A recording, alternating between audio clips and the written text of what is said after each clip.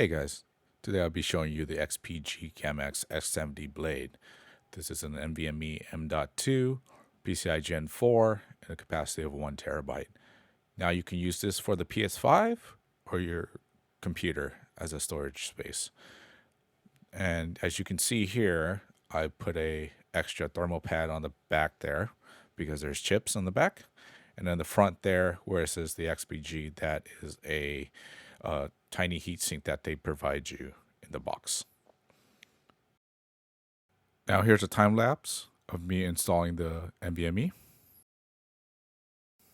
Now the PlayStation 5 only supports PCI Gen 4 drives. If you try to install PCI Gen 3, it would not read that drive. So make sure it's a PCI Gen 4 and read and write speeds over 7,000 megabytes. And there you have it, guys. The drive has been installed on the PlayStation 5, and now I have extra space to include more games on my PlayStation 5.